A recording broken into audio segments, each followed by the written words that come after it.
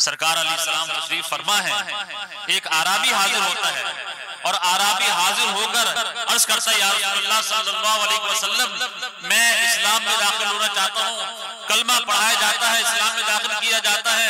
अर्ज करता है, हुजूर कोई मोजिज़ा दिखा दें, ईमान मजबूत हो जाएगा। हुजूर ने फरमाया, क्या देखना चाहता है? अर्ज की, हुजूर वो जो दरख्त सामने खड़ा हुआ है वो चलकर आपके पास आ जाएगा। आप कभी दरख्त चलते हुए देखे आपने? दरख्त का काम ही नहीं चलना, तो जड़ें फैली हुई हैं। इंसान तो चल के आ सकता है, दरख्त कैसे चल के आ सकता है?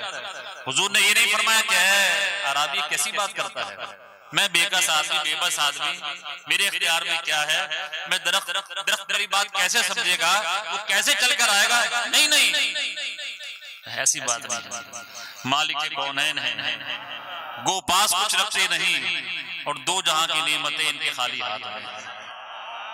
हुजूर ने फरमाया, अच्छा दरख्त को चलता हुआ देखना चाहता है? ऐसा कर, जाओ उस दरख्त के पास और उसे पैगाम दे के, ए दरख्त तुझे रसूलुल्लाह बुलाते हैं। वो शख्स गया हुजूर की बारगाह से दरख्त के पास, दरख्त से कहा, ए दरख्त तुझे हुजूर अलैहिस्सलाम ने याद फरमाया है। रिवायात में आता है कि दरख्त चलता हुआ हुजूर की बारगाह में हाजिर हो गया और सलाम पेश करने लगे। तो दरख्त, पत्थर, जिन, इंसान सब जानते हैं ये अल्लाह के नबी हैं। खुद हुजूर अलैहिस्सलाम ने इरशाद फरमाया, कायनात की हर शय मुझे जानती है कि मैं अल्लाह का नबी हूँ, सिवाय सरकश इंसानों और सरकश जिन्नात के।